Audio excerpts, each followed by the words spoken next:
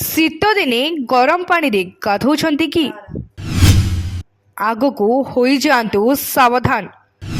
तुरंत एही अभ्यास को बदलांतु कारण स्वास्थ्य पर पड़ी पारे कुप्रभाव। शीत दिने थंडारू रक्षा पाइबार सबुठारु सहज उपाय हेउछि गरम पानी रे गाधोइबा। सकाळ थंडा हेउ किंबा क्लांत दिन गरम पानी तुरंत आराम प्रदान करे। आपण जानती जे शीत दिने गरम पानी रे गाधोइबा केतबळे आम स्वास्थ्य एवं चर्म पाई समस्या होई पारे। शीत दिने जेतबळे पवन सुखिला थाए एही समस्या गुड़िक आहुरी बढ़ी जाए। तेणु आसंतु जानिबा शीत दिने गरम पानी रे गाधोइबा द्वारा स्वास्थ्य उपरे की विपद पड़ी थाए।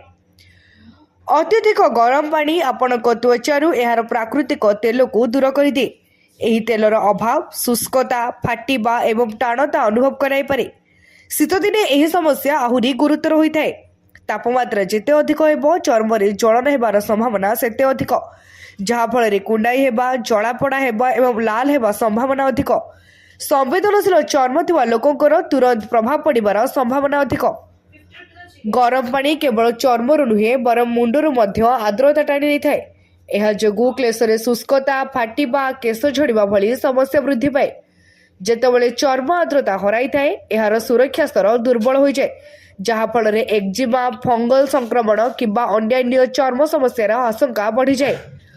अत्यधिक गरम पानी शरीर तापमात्रा वृद्धि करि पारे, जहा किछि लोकंकर रक्तचाप रे परिवर्तन आनि पारे। एहा विशेष करी वयस्क एवं हृदरोगी मानक पाई विपदपूर्ण।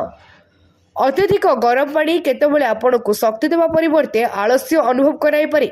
शरीर अधिक आरामदायक हो जाए, जहा कारणरू अनेक लोक गाधोइबा परे क्लांत अनुभव करती। ब्यूरो रिपोर्ट तीर्थक्षेत्र लाइव।